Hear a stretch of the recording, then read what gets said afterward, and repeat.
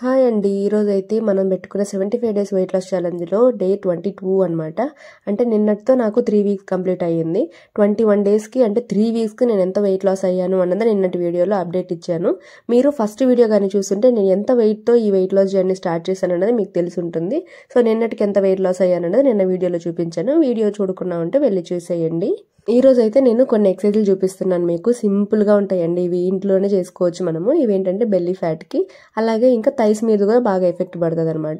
So first చూపించారు కదా, అది బ్రిడ్జ్ లాగా చేసేసి తర్వాత లెగ్స్ పైకి లేపడమే. ఇది వచ్చేసి సైడ్ ఫ్యాట్కి, బెల్లీ ఫ్యాట్కి కూడా వర్క్ అవుతుంది. సైడ్ ఫ్యాట్కి చాలా బాగా హెల్ప్ చేస్తుంది ఇది. అంటే హ్యాపీగా ఇట్లా కింద పడుకునేసి చేసేసుకోవచ్చు, మనం పెద్దగా కష్టపడాల్సింది ఏమీ లేదు. కాబట్టి ఎంత వీలైతే అంత కౌంట్ చేయండి. ఇంత చేయాలి అంత చేయాలని ఏం లేదు. మీరు 15 టైమ్స్ చేస్తారా, లేకపోతే 20 చేస్తారా, 40 చేస్తారా, లేదా 60 టైమ్స్ చేస్తారా, మీ ఇష్టం. ఇంకా సో దాన్ని బట్టి ఇది కూడా సైడ్ ఫ్యాట్ కండి ఇప్పుడు చూపిస్తుంది కూడా, ఇది కూడా చాలా బాగా వర్క్ అవుతుంది. సో ఫుల్గా మీరు ఎంత దూరం ఎక్స్టెండ్ చేయగలిగితే అంత ఎక్స్టెండ్ చేయండి. సో ఇలాగే నేను బెల్లీ ఫ్యాట్కి కానీ, థై ఫ్యాట్కి కానీ, లేదా ఓవరాల్ బాడీకి కానీ నేను చేసే ఎక్సర్సైజ్లు అనేది డైలీ చూపిస్తూనే ఉన్నా కదా. వాటిల్లో మీకు ఏవైనా యూజ్ అవుతున్నాయా లేదా, ఇంకేమైనా స్పెసిఫిక్గా చెప్పమంటారా, మీరు కామెంట్ చేయండి. దాన్ని బట్టి నేను డైలీ వర్కౌట్ చేస్తాను కదా, ఆ వీడియోస్లో మీరు అడిగిన దాన్ని కూడా నేను చేసి చూపిస్తాను. సో ఈ రోజు వచ్చేసి నేను ఏమేమి మీల్ ప్లాన్ తీసుకున్నాను అంటే, వెయిట్ లాస్ జర్నీలో నేను ఎటువంటి ఫుడ్ తీసుకున్నాను, ఎన్ని క్యాలరీస్ తీసుకున్నాను, ఇంకా వర్కౌట్స్ ఆల్రెడీ చూసేశారు కదా. సో ఈరోజు ఎన్ని స్టెప్స్ నడిచానన్నది కూడా వీడియోలో చూపించేస్తాను. మిస్ చేయకుండా, స్కిప్ చేయకుండా చూసేయండి వీడియో మొత్తం.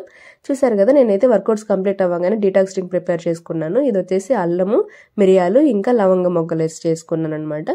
దీంట్లో వచ్చేసి మీరు కావాలంటే లెమన్ యాడ్ చేసుకోవచ్చు, కానీ హనీ అసలు యాడ్ చేసుకోవద్దండి. చాలా మంది కామెంట్స్లో అడుగుతున్నారు హనీ యాడ్ చేసుకోవచ్చా, లేదా డీటాక్స్ డ్రింక్ తాగడం వల్ల మనకి ఫాస్టింగ్ పీరియడ్ బ్రేక్ అవుతుందని అడుగుతున్నారు.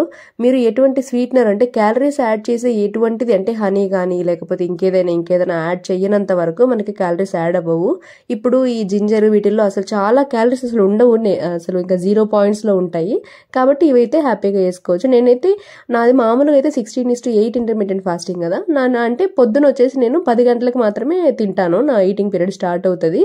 కానీ దానికి ముందు 8:30కే నేను 8:30కి డ్రింక్ తాగేస్తాను, డీటాక్స్ డ్రింక్. కాబట్టి నా ఫాస్టింగ్ ఏం బ్రేక్ అవ్వదు, ఎందుకంటే నేను హనీ యాడ్ చేసుకోను కాబట్టి.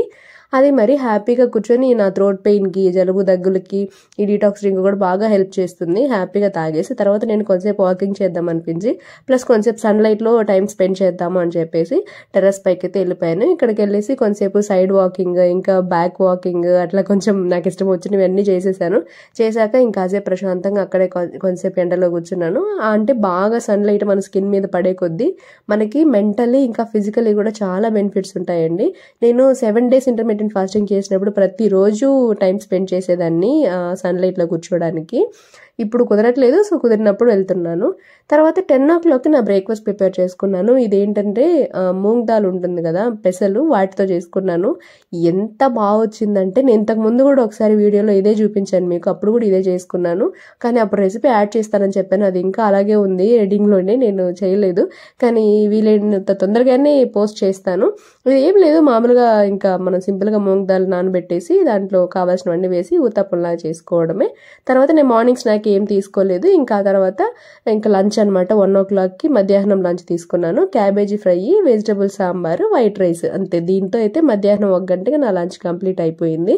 మార్నింగ్ నేను స్నాక్ ఏం తీసుకోలేదండి, ఫుల్గా అనిపించింది ఆ దోశలే నాకు.